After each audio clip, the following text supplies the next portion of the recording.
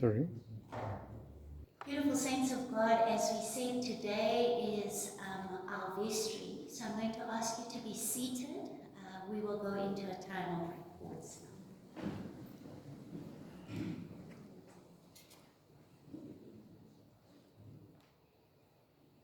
now. I wanted to say that instead of starting with the verified financials, I'm going to ask Keenan, may I begin with just a summary of the Rector's report, please? Thank you. We hear Peter at the Mount of Transfiguration say, "It is good to be here." And so I want to say to each one of you, it is good to be here. It is good not just to be here today, it is good to be in the presence of the Christ, the one who has come to reveal God's great love to us. The Rector's report can be read. It is on our website. There's a hard copy outside.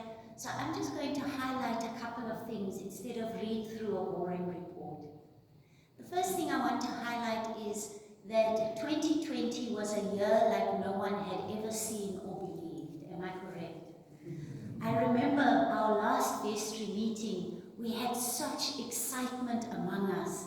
We were on this momentum, we were on this roll, we had all kinds of glorious plans, and then the lockdown hit.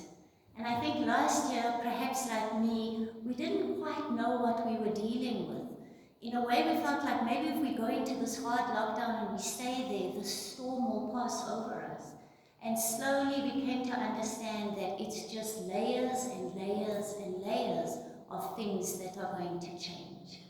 The upshot is that, my beautiful saints of God, church will never be the same again. And the opportunity I think God has given us is to say the way we used to do church and be church is forever going to be changed. We are called now to be church out there in the world. We are called to be the body of Christ in the world where we are as individuals. And as I've always said, the difference between the ordained ministry and being a priest in the church to the church and you who are priests of God is that my ministry is to capacitate, to encourage, to teach, to correct, to journey with each one of you as priests so that you may take up your priesthood in the world. And I think 2020 really showed us that this is God's desire for God's church, to be present in a broken and wounded world. And so all our ministry went virtual overnight. And this is to somebody who hates the camera and is very, very technologically, what shall we say, challenged, or I have a lot of growth to do. And so we battled with this transition. And I want to thank you as the saints of God in this place, as the priests of God in this place, for working with us and for always giving the grace that we could do that. I feel like this year I'm perhaps going to be a little bit better at it, but I ask you to continue to pray for me and technology, who seem not to be great friends. We also saw a year where each one of you, although we were not in person for 8 months, each one of you remained dedicated in your spiritual life with God. I know that there were ups and downs. I know that there were days when probably you didn't want to pray. There were other days when you couldn't pray. There were other days when you could pray and you were deeply steeped in that. But that journey is a journey that we shared. And in that we remained members of this community. And we will hear in the verified financials the gratitude we have as leadership that we managed to keep the doors open, even though no one was walking through them. For 2021, we have decided that we need to get ahead of this virus. Where we were scrambling in 2020, we now know a little bit better what we're dealing with. We can assume that for 2021 there will be a series of rolling lockdowns. We're open right now, it's wonderful, it's fabulous, please keep coming, and we know that a third wave is coming. We don't know when. And so as leadership, we're really investing in our virtual ministry platforms. You will see that we are on Ash Wednesday going to have 2 services. In the morning, it will be an in-person normal service, the way we usually do Ash Wednesday. And in the evening at 6 o'clock, it will also be an in-person service. But we are going to go live on Zoom with that service.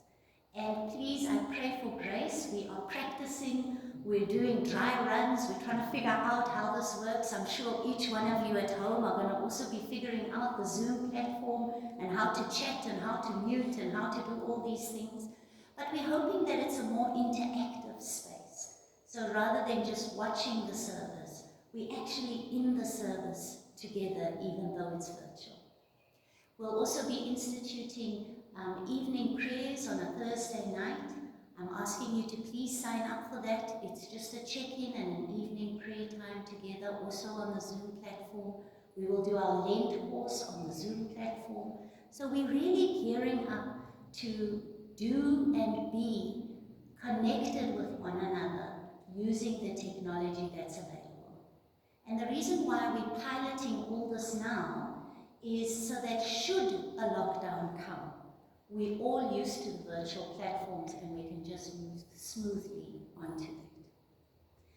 Last year when we opened, I said that I had discerned God was inviting us into growing as living members of this holy fellowship and growing in love and obedience.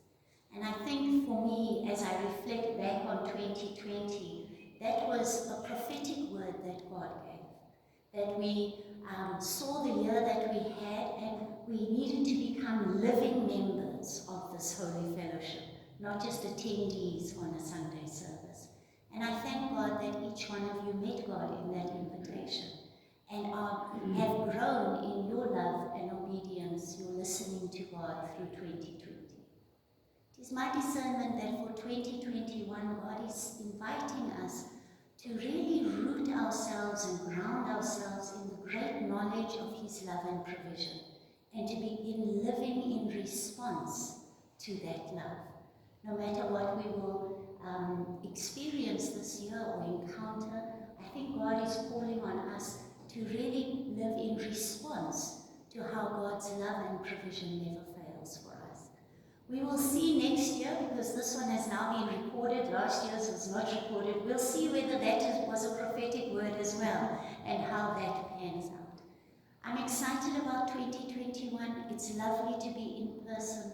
I think that it's a hugely challenging time for us as church, and it is also a great opportunity. It's an opportunity for us to really ground ourselves in our traditions and figure out new and innovative ways to be Christ's light and love to the world. And so I thank each and every one of you for the special privilege it is to serve you as your interim rector in this community. The good news of the lockdown for us was that they automatically extended my contract. I was supposed to leave last year, May. There was an automatic extension because no one was moving. So officially, my contract is until December 2021. And we will see what God has in store for us. I'm looking forward to journeying with you into this year, trusting an uncertain future, as I saw on WhatsApp, to a very certain God. In the name of Christ. Amen. Keenan, I'm going to ask you if you can please come up and assist us with just a broad level overview of the accounts. And then I'm not sure how you and Heather have decided how to present. January, it's been very difficult for various reasons. I think part of it was church initially was opening in the middle of January. We then went into this lockdown again. We almost received no. I think one person gave towards offering in January, but because of the complexity of the month, DG dropped by 20,000 Rand. That's created another set of problems for February now, in that we actually can't meet certain expenditure. But we're working through these things. I'm in a process of handing over until somebody puts their hand up to be a treasurer of this church. to find solutions, and we will find solutions. I do want to say one thing. I'm not sure if Dan has it, and I'm going to conclude on this. It's something I asked the Chancellor, and I will speak to the Bishop, to introduce not only in this church but throughout the diocese. It's a very simple principle. I made it up with my 7-year-old daughter Leah. It's called the Ark principle of allocating resources, building Noah's Ark. What it really means is, and the Chancellor said she would almost certainly institute it from Sunday school level right up to the top. It's a principle that for every 100 rand you earn, you split it in the following manner. The first 10% tithing. Why to tithe? I said yesterday that if you use the principles of farming, you cannot just take from the ground. You have to return to it so that it can continue to yield for you and for others. I use principles of taxation which come from old Mesopotamian culture and Egyptian culture that has roots in tithing. Now, I'm not trying to link tax to tithes, but if you didn't give 15% for VAT or 28% in corporate tax or whatever you pay in your individual taxes, we wouldn't even be sitting here today. We wouldn't have a school, no roads, nothing. So 10% allows communities to thrive. And if everybody just held on to their money, there wouldn't be a society. The 20% is build an ark. I'm asking you, from your children right up to this finance committee, build an ark. To save yourself when the flood of life comes or coronavirus comes, jump in the ark. When your salary gets cut by 40%, you'll have an ark. Build an ark. And then the 70% remaining, eat the fruits of your labor. That 70% you can use for capital and operational expenditure in the church or in your own life. If you do that and if you build those principles, I honestly believe we will see change. From Sunday school level, I've asked the Chancellor yesterday if you can go to Westpac, as I have done, get 2 of those piggy banks, 1 for the tithe, 1 for the ark, and the rest do as you please. So that when the next catastrophe comes, and it will come, floods always come, we'll be prepared. God honors good preparation, good planning. And what I can say is, this church last year was less about finance. Our meetings was about spiritual health and healing the wounds that resulted in the debt. Debt is only a symptom. It's not the source of the problem. More people were leaving this church than joining. We needed to fix that. And that is the seeking of the kingdom of God. God added the money afterwards. We needed to heal things. Today, you clap when the MOU of your priest is signed because she gives impeccable leadership. And that's what will bring people into these doors and to watch the online videos, because church will probably be a hybrid of what we see today. Partly online, partly in person. Maybe there's a need to reach people in this community that don't even know we still have a church here, that have left, that need to hear from God. Our bishop said something strange yesterday. He said, and I'll end on this.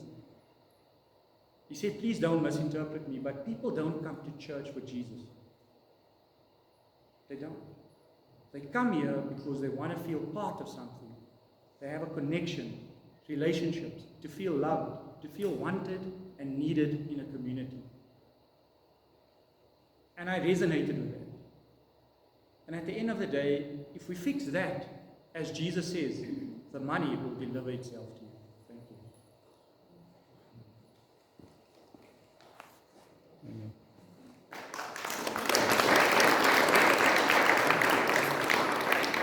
Thank you, Kenan. Because we have the hour limitation, we're not going to go through the actual numbers.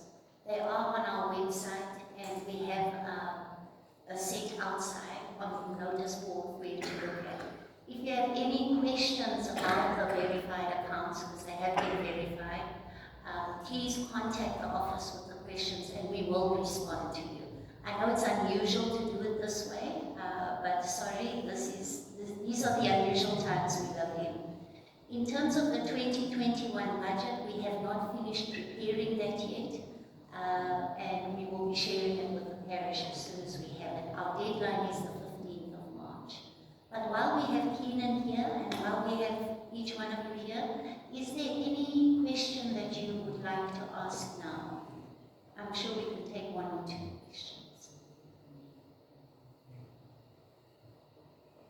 No? Is it I just want to say something. I'd like to say something. And I think it's very important.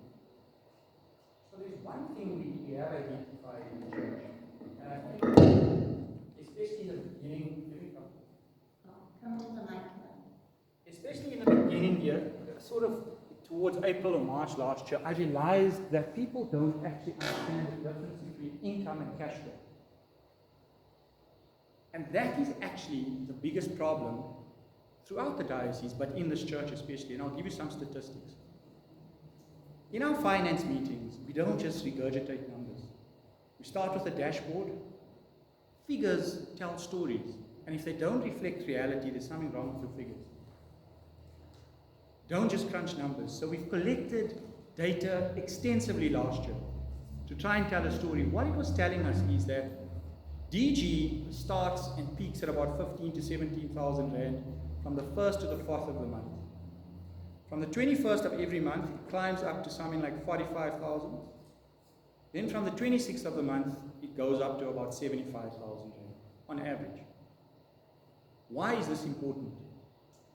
Because there are certain dates in the month when we have fixed expenditure that's due. Utilities, a salary debit order that goes off on the 15th for almost 50,000 rand. In that debit order is insurance, payroll cost, diocese contribution, and a payroll levy charge of 790 rand. That makes up this 50,000. The problem is our income doesn't match the date expenditure is due. That is part of the biggest problem. For example, this month, we sit with that problem. We were able to navigate that last year, but this month we sit with that problem because tomorrow morning or tomorrow night, the debit order is going to hit the account. So it's trying to bridge that gap. And that was part of the workshop yesterday, to say, without having good data and actually understanding what's going on, we will never come up with good solutions or never know why we really have problems. I just felt that it was important to make you understand that while we can still manage with the income we receive, it's the dates it comes in is very critical. Especially if you have debit orders or utility bills to the city of Joburg due on specific days, it causes various complexities in trying to manage that. Now that won't be a problem if you're sitting with a massive ark with tons of cash. That's not a problem. You simply take out of the fund and put it in there. When we don't have cash, but huge amounts of debt, this is the problem we sit in, where we have to make really hard, painful decisions. But if we don't do it, we won't be sitting here in the future. So I just wanted to highlight that portion, that the cash flow and income there's never really a correlation between them. You generally will get that in a cash and carry type of business, but other businesses, there is no correlation between them. And I felt, last year I was present in the Vestry and I heard one or two questions and I thought to myself, I can see that there is that lack of knowledge of how to marry the two together. I felt it's important to tell you that today because that is the biggest challenge we face. That by at least the 15th of the month, we need to have a minimum of 50,000 rand in our bank account. Thank you. If there are any questions, I'll take them. Thank you. I'm going to ask you to please stay here, Keenan. As you heard, Keenan is stepping down as treasurer. He's worked very hard this year to put in place a lot of good thinking, system structures, and Heather and him have worked very hard together to make sure that we are in the situation that we are in. I am deeply saddened that you are unable to serve as treasurer this year. Thank you that you will remain an active member not only of our congregation but also of the diocese, because the Chancellor wants to see you, the Bishop wants to see you. But I thought we would allow our church warden, Sharon, just to say a few words of gratitude and farewell to you.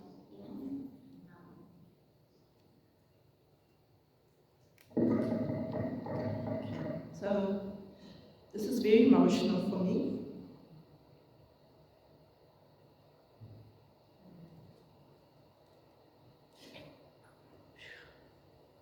I promised myself I was not going to get emotional. What Keenan has done for this church, how he's taught us that finances is just not a piece of paper. He's always said to us that the finances need to tell a story. And he started to introduce us into this wonderful, wonderful, wonderful way of presenting the finances. I will share the dashboard with you when we have when we do the next finance, the end of February's finances will present in March, or January and February. But while I was sitting here, I was reading on the slide that we have, and at the bottom of it, it said, encountering the love of God in our relationships, sharing and, let me start again, encountering the love of God in our relationships, sharing our journey as we discover God in the plan, and learning to trust God for every situation. And I realized that that is what Keenan was teaching us when we met. I was very privileged to work very closely with Keenan when it came with the finances. Heather would send him the books and then he'll send it to me, and he taught me how to prepare the dashboard and prepare the story that this whole exercise became. And I realized that every meeting Keenan would quote Matthew 6, chapter 33, seek the kingdom of God. And it started to play, and it started to make us understand. And like he said, that money is just the problem with our finances. The money was just a symptom. And I believe with his wisdom and reverence, very hard work, that we have now got to a stage as All Saints where we can say, and what Keenan didn't say, which I felt was very important, when we started 2020, we were at a 2.2 million, 2.2 and some million, which we thought was an overdraft, but it was an overdrawn account. And at the end of 2020, December 20, we recorded a drop in our overdrawn account to just over 1.85 million. So through all that we had, the drop in income, we still showed a surplus, and that is how our overdrawn account had dropped. So I think I need to say thank you, a heartfelt thank you from the bottom of my heart as warden of this church, that without you it wouldn't have been possible. So I think we need to give ourselves.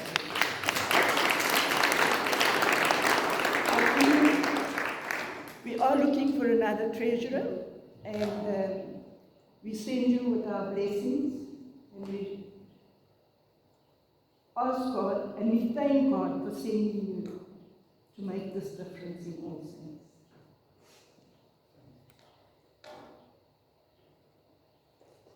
That is for Michelle. Not for you, Keenan, please. And that is a good token of appreciation. It means a lot. There is one person I didn't thank, and I do want to thank her. That's Heather. I do want to thank Heather. Heather is the heartbeat of the finance council. Please, Heather does the love.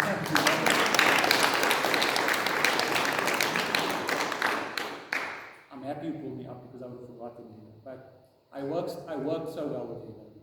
We make a good team. Batman and what's the other guy, Robin? But without Heather, none of it would have worked. She's really the heartbeat of this finance function.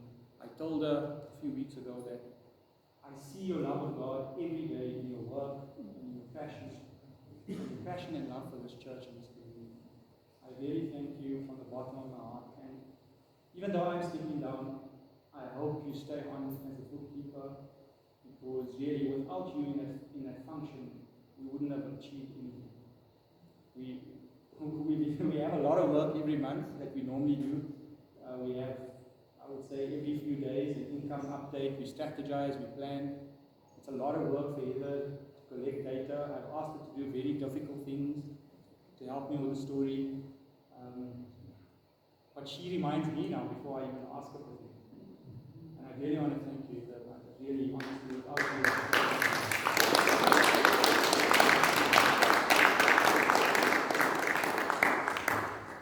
Thank you, and thank you, Kenan. I just want to say it's been an absolute pleasure working for you.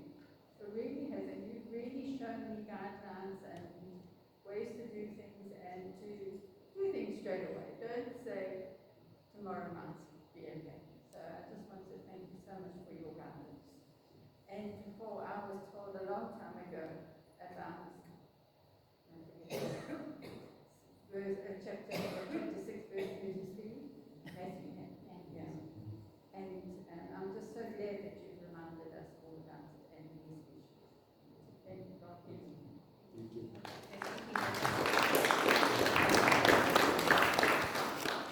Okay, beautiful saints of God, thank you very much. I think you can see it's been quite an emotional time for us as a team. We've worked so closely together over this lockdown period, meeting twice a month, just to keep things on track. So, deep gratitude. Charles, I think we can